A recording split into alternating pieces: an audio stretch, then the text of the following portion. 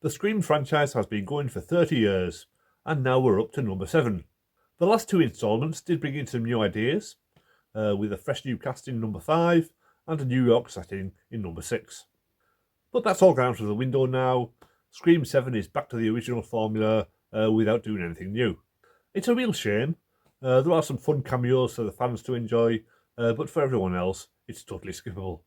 The opening scene is one of the weakest yet, with a young couple renting out the house from the first movie, which has been turned into an interactive museum for fans of the Stab franchise, which would be in spectacularly poor taste for any relatives of the actual victims. Of course, they end up getting killed for real, in some particularly unconvincing scenes. There's one where the killer just gently slides a knife into the victim's skull, and it goes through like butter. I've never tried it myself, but I don't imagine that's at all accurate. The setting might have had more weight if they hadn't already used it in Scream 5. As it is, this just feels like a retread. The main story returns to Neve Campbell as Sydney, who now has a husband and kids, and is trying to move on from all the multiple mass killings that she was involved with in her past. It's a similar kind of setup to the recent Halloween reboot where Jamie Lee Curtis's character had a family, although in that one her character was permanently traumatised after just one night of violence, which seems a lot more realistic. Sydney's husband is played by Joel McHale. He's kind of wasted here, with little opportunity to show off his comic skills.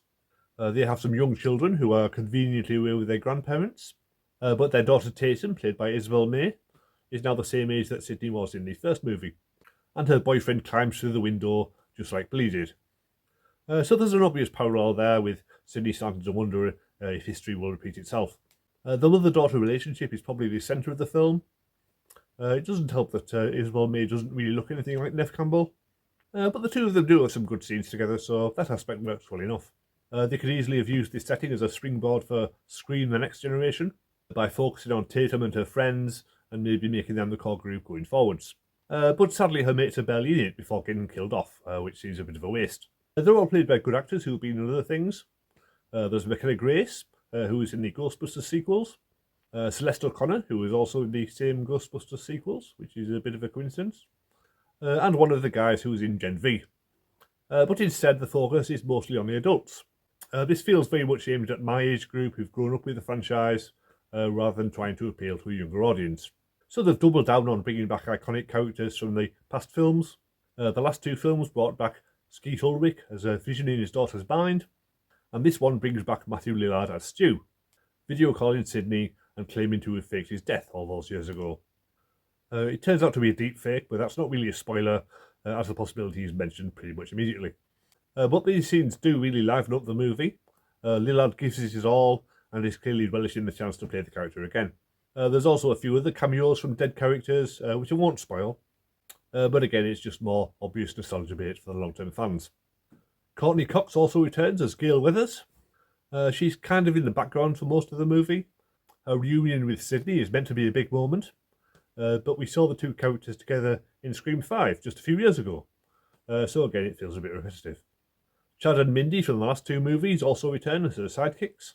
They're fun characters, so it is good to see them again, but they don't get very much to do either. Kevin Williamson is the director. He wrote the first 2 movies in the series, which were probably the best ones, but this doesn't have anything like the same spark or originality as those did. It's very much relying on the past.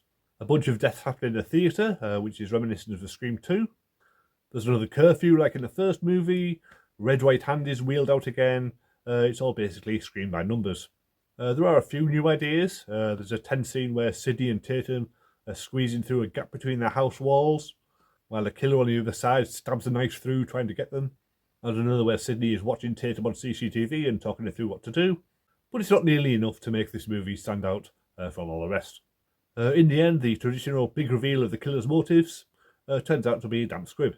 The culprit was barely in the movie, and their backstory is particularly unconvincing.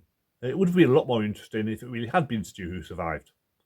Yes, it would have been far-fetched, but at least it would have been shocking.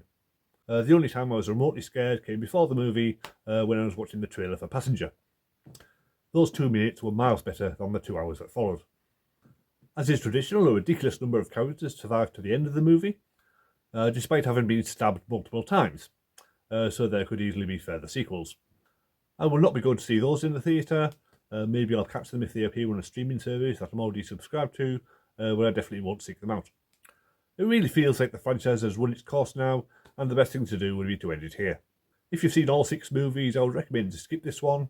But I guess if you watched the first 3 back in the day and never rewatched them or kept up with the sequels, then you might enjoy this for nostalgia reasons, but otherwise, don't bother. Thank you for watching. Please subscribe if you want to see future movie reviews. I don't know what I'll be going to see next. There's Supergirl and a new Spider-Man movie in the summer. There's Avengers and June 3 in December, on the same day, weirdly. But I'm sure there'll be other films I'll see in the meantime, and when I do, I'll review them on here. So join me for that, and I'll see you next time.